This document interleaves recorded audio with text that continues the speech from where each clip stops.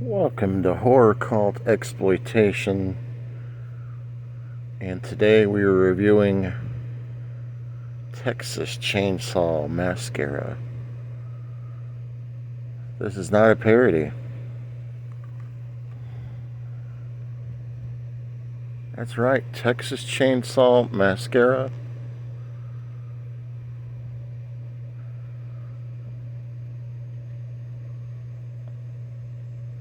And there's your director, Bill Zebub, as well.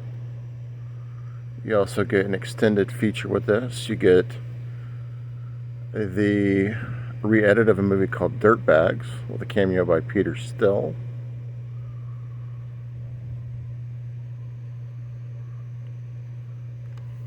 So let's take a look at the inside, because we get a lot of requests for people to see the inside in case there's any reversible cover art, in case they want to get this one. I know some people have asked me about this film and how to get this, but this actually happens to be a MVD release.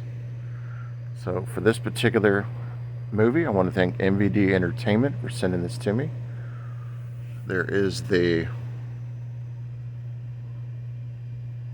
look at the way they sell Blu-ray. I didn't even notice that.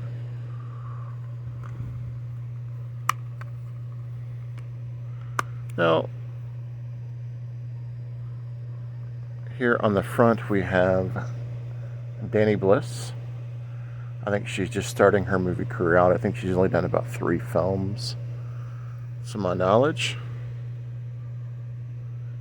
And everybody else is just kind of in the starting off their movie roles, I believe. So it's kind of a unknown cast, but that didn't take away from the film.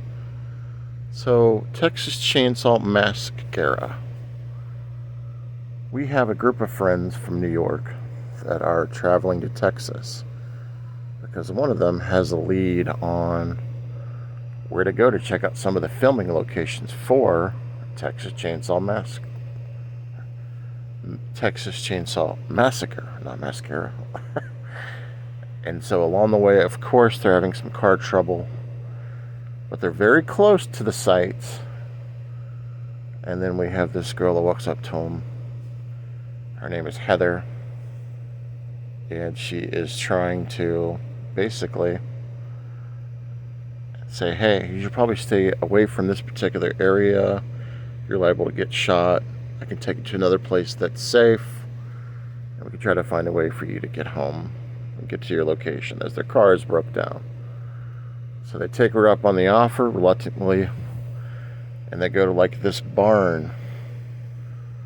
And in this barn, you can see things start to go haywire. And basically, they just have to survive, because there are people at this location that are suicidal. They are dangerous. So it's kind of like one group versus the other group. And basically, there's a lot of rifts between the two groups. The group from New York is talking about the way the people from Texas are. People from Texas talking about the way the people from New York are, calling them Yankees and stuff. And really, really dramatic ending to the film. The budget was $5,000 on this. But let me get into my thoughts on it. So, this, like I said, is very low budget. $5,000 budget with it. And I thought it was shot really good. I thought the acting was very good for a low budget film. The camera angles were great. It wasn't like it looked like a shot on video, which was kind of surprising for the amount of the budget. But I liked the story. The TNA was great. No Brillo pad, just some tatas and some sexy lingerie, some sexy garments, as you can see in the front and the back of the film. But no full frontal. Kept it, for the most part, clean in that aspect of it. Minor amounts of gore, but the gore that was there was effective. So that's a point. 2 points for those factors alone. This director, I've not seen his other films, but he was using some of the zombie aspects of the film. the Rob Zombie aspects. This is like kind of like a low-budget Devil's Rejects type film. In fact, one of the characters' name is Zombie. The other one name is Piggy. And as you can see, you can imagine which one that is. But the director is actually in the film as well, and he's the one that plays Zombie. Not for sure if that just means that Zombie is a big influence on his films, but like when some of the more emotional scenes happen, there's that slow music, you know, real climactic scenes like in Devil's Rejects and in Thousand Corpse. Whenever that dramatic scene would happen, you get that slow, really demented music. You get that with this. And I had an absolute blast with this. I'm with you guys. When you think of a movie like this in the offset, you're thinking, man, this is just going to be a trip. You know, maybe something that's not going to be really well done, but I beg to differ. This movie was really good. For the budget as well, for what they were able to do. At one point I thought they were overacting a little bit, but I ended up figuring out why they were kind of acting like that throughout the course of the film. But yeah, this is a highly recommended. Go pick this one up at MVD Entertainment. Again, I want to thank MVD Entertainment for sending me this review. But that's all I have for Texas Chainsaw Mascara.